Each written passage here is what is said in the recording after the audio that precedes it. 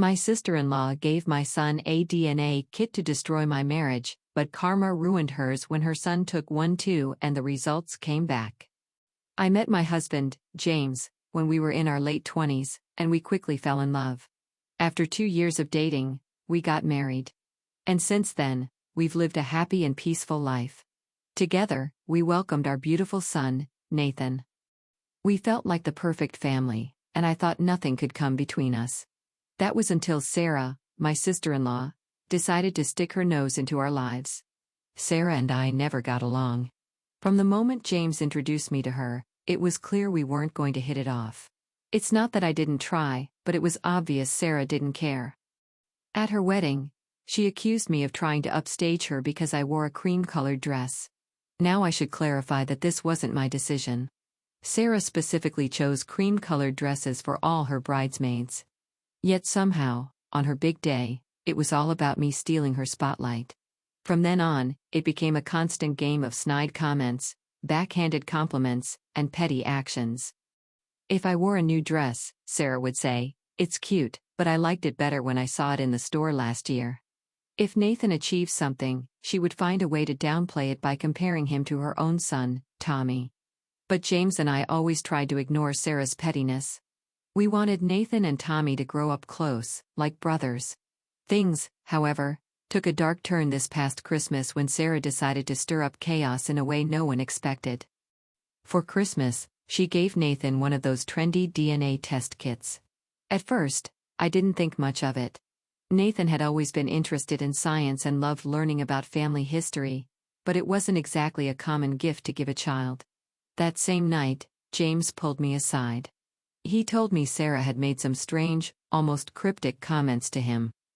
Things like, "It's about time you got some answers, and the truth always comes out."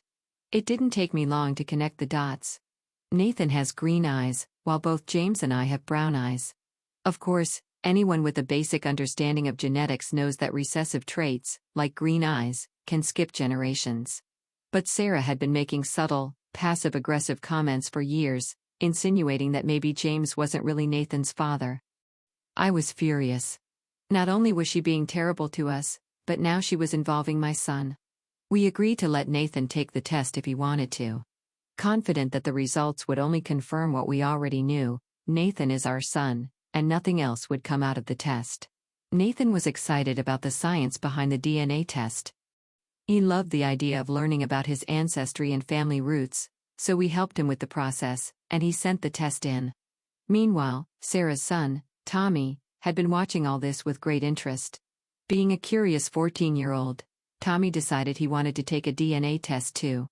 Sarah's husband, Todd, thought it would be a fun family activity, so they ordered a kit for him as well. What started as harmless curiosity soon turned into a family disaster. A few weeks later, Nathan's results came back. And as expected, everything was as it should be. James was undoubtedly his father.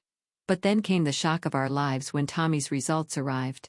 It turned out Todd wasn't Tommy's biological father. Sarah had been having an affair, and Tommy wasn't Todd's child. Todd was devastated. He had raised Tommy as his own, never suspecting that Sarah had been unfaithful. To make matters worse, Todd demanded a paternity test for their younger daughter, who was only 7 years old. The results confirmed his worst fears. He wasn't her father either. Sarah's life was unraveling before her eyes, and it wasn't a quiet or private collapse. The whole family found out, and the fallout was brutal. Within days, Todd filed for divorce and moved out of the house. The irony of the situation was hard to ignore. Sarah's attempt to destroy my marriage only exposed the lies in hers. Tommy was the one who suffered the most. Nathan was also affected. He and Tommy had always been very close, and seeing his cousin go through all this hurt him deeply. He started asking questions about why Tommy's dad wasn't around anymore, and it broke my heart to hear how worried he was for his cousin. As the days passed, Sarah's life continued to fall apart. Todd pushed for full custody of the kids, determined to minimize Sarah's influence on their lives. At family gatherings, Sarah was a wreck, her face pale, her eyes red from crying. She looked defeated. One day, Sarah reached out to me, asking for help. She wanted me to talk to Todd, to convince him to ease up on the custody arrangements. She was desperate to salvage what was left of her relationship with her kids and was asking me, of all people, for advice. At first, I was stunned. After everything she had done, trying to undermine my marriage, causing chaos at every opportunity, how could she have the audacity to ask me for help? I ignored her calls at first, refusing even to consider helping her. But as the days went by, I found myself thinking about Tommy. He was the true victim in all this. None of it was his fault, yet he was the one suffering the most. James, of course, told me to stay out of it. He was convinced Sarah had made her bed and now had to lie in it. But part of me wondered if I could help bring some peace to the children involved. It wasn't their fault their mother had made terrible choices. So now I'm at a crossroads, unsure of what the right decision is. Should I help Sarah, or should I let her face the consequences of her own actions? What would you do in my place? Update 1. I wanted to share an update on what's been happening since my last post, and I hope it sheds some light on the complex situation we're dealing with. Sarah keeps calling me incessantly, and honestly, it's becoming exhausting. I thought she might calm down or back off eventually, but she hasn't. She's relentless. One particularly bad day, she called me 3 times in a row, leaving long, tearful voicemails. I could hear the desperation in her voice, but even so, I found it hard to feel much sympathy. At one point, my husband James got so frustrated that he couldn't take it anymore. He called her himself. James rarely loses his temper. So when he made that call, I knew things had escalated. From across the room, I could hear his voice. He exploded, telling her he was sick of her disrespecting me and trying to manipulate our family. After that conversation, things got worse. Sarah's tone shifted again. She started sending me repeated text messages, oscillating between begging for my help and accusing me of trying to ruin her life. One moment, she was begging for my support, telling me how much she needed me to talk to Todd and fix things. The next, she was calling me manipulative, claiming I was jealous of her and her family and wanted to destroy her marriage. Through all of this, my biggest concern has been the children. They are innocent in all of this, but they're the ones suffering the most. I can't stop thinking about Tommy and Nathan. The revelation about Tommy's real father must have been devastating for him, and it's clear he's struggling to process it. It's hard for me to watch him go through this without being able to help. Nathan, on the other hand, doesn't fully understand what's happening but knows something is wrong. We've explained it to him, but he's still too young to grasp everything. A few days ago, we had a family gathering, and Nathan wanted to play with Tommy like old times. They used to be very close, inseparable really. But when Tommy came, he was distant, quiet, and barely engaged with Nathan. Nathan wanted to play with him, but instead, I made excuses, telling him Tommy was tired. Meanwhile, Sarah keeps sending me these long dramatic messages. Just yesterday, she messaged me saying she felt betrayed by our family. I don't understand how someone who was unfaithful can feel betrayed. But even so, she seems completely incapable of taking responsibility for her actions. It's always someone else's fault. Mine, James, Todd's, never hers. James thinks we should step in and try to help Tommy, especially since he and Nathan are so close. But he's also worried about the consequences of getting too involved in Sarah's mess. We've been trying to walk a fine line between supporting the children and protecting our own peace, but it's been harder than we imagined. To make matters even more complicated, Todd has started reaching out to James. He's been trying to understand everything that happened and wanted to talk about the situation.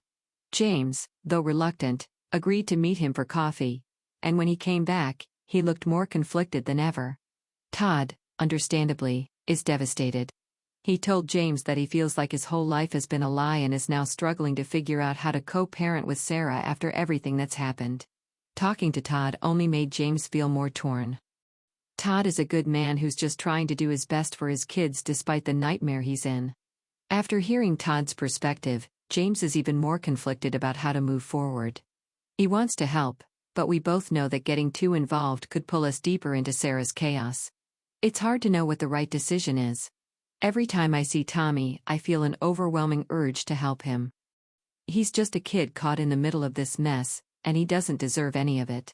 Nathan keeps asking why Tommy seems so sad all the time, and it breaks my heart not to be able to give him an honest answer.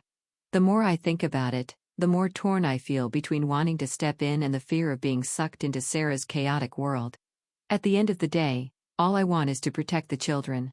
Tommy and Nathan deserve better than this, and it's painful to see them suffer because of their parents' mistakes. I'm not sure what the future holds, but I hope we can find a way to resolve this without causing more harm. I'll keep you updated on what happens, and again, thank you for your continued support. Update 2. A lot has happened in the past few days, so brace yourself. It's been a lot for all of us, and honestly, I'm not sure how much more I can take. First of all, Sarah decided to go ahead with a formal medical paternity test. She wasn't satisfied with the results of the home DNA kit, claiming it wasn't a reliable source for making such an important decision. To be fair, home tests do have a margin of error, and I guess she was clinging to whatever little hope she had left. But the results didn't change. The medical paternity test confirmed the same thing as the other one. Todd is not the father of Tommy or his daughter. Sarah simply dug herself into an even deeper hole. I wasn't surprised by the outcome, but this left no room for doubt. Todd especially seemed like he was trying to prepare himself for the worst, but when those medical results came in, I could tell it still hurt him deeply. He looked shattered, as if the last shred of hope he'd been clinging to had been ripped away. He had mentioned to James before that he wasn't expecting any miracles, but there was always a small part of him that hoped maybe the test was wrong. After hearing the news, Todd became more withdrawn. Apparently, after receiving the results, Todd started investigating and tracked down the man he believed Sarah had the affair with. From what Todd told James, this man was a co-worker of Sarah's. He had suspected their relationship for a long time, but Sarah always brushed it off, saying it was just work-related. Now everything made sense to Todd. He remembered moments when Sarah and this man were unusually close, attending work events together and texting late at night. She always had excuses convincing Todd it was something innocent, but now it seemed like all those suspicions were falling into place. So Todd decided to confront the guy. He tracked him down to his house and went there without telling anyone. From what I learned afterward, Todd wasn't in a good mental state. He was hurt, angry, and desperate for answers. Things quickly got out of hand. The man denied everything at first, but Todd wasn't willing to accept it. It soon turned into a shouting match, and it wasn't long before it got physical. Neighbors heard the commotion and called the police. By the time officers arrived, both Todd and the man were bruised. Todd ended up being arrested for assault and is now facing charges. It's a mess. James had to go to the police station to help Todd. He posted his bail, but Todd is now facing serious legal trouble. He's trying to argue that the fight was provoked, but it will be hard to prove that in court. This whole situation just keeps spiraling out of control, and I can't help but feel that it all stems from Sarah's decision to hide the truth for so many years. Todd is falling apart, and it's heartbreaking to see someone who was always so composed crumble like this. Meanwhile, Sarah is desperately trying to do damage control, but it's far too late. Todd has filed for full custody of the kids. Sarah is panicking. She's trying to convince everyone that Todd is the problem, calling him a psychopath and using the fight as proof that he's unstable and dangerous. She's terrified that Todd will take the kids away and is lashing out at anyone who isn't on her side. Todd has been talking about moving to another state with the kids, wanting to put distance between them and Sarah. He believes a fresh start is what the kids need. Far away from all the chaos, but I'm not so sure. I understand his desire to protect them, but taking them away from everything they know could do more harm than good. Legally, it's going to be a tough battle. The last time I saw Sarah, she looked like she hadn't slept in days. Her eyes were red and swollen, and she kept repeating that everything was falling apart, that everyone was trying to take her children away from her. It's like she was having a panic attack. Even so, she still sees herself as the victim in all of this. At this point, I think we have no choice but to get involved. We're already entangled in this mess, whether we like it or not. James thinks we should support Todd and help him through the legal challenges he's facing, especially since Todd seems to be the more stable parent in all of this, which I think is a good idea.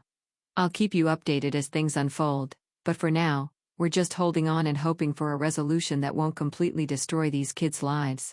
Update 3. I have a lot to share about everything that has happened since I last posted. First, let's talk about Todd and the man Sarah had the affair with. You already know how that confrontation led to Todd being arrested after things turned physical. Initially, we thought Todd might face serious assault charges, but the man decided not to press charges. From what Todd told us, it seems like this man wanted to distance himself from the entire mess. He probably realized that being involved could make things even worse for him, both personally and professionally. Although this man admitted to the affair when the police got involved, he has since cut ties with both Todd and Sarah. In a way, that chapter of this story is closed, and honestly, I think that's for the best. Todd doesn't need to keep fighting with someone who clearly never cared about the consequences of his actions. Many have asked me about Tommy's sister and why I haven't talked much about her. Well, she's like Nathan. She's been told what's going on, but doesn't fully understand it, so she doesn't seem as affected. Deep down, I think she's also grieving in her own way, but she hasn't outwardly expressed it as much as Tommy has. He's older and more mature, so he understands better what's happening, and this seems to be hitting him harder. That's why I've talked more about him.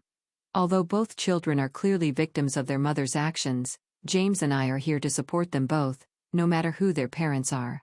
As for Tommy, things have gotten worse.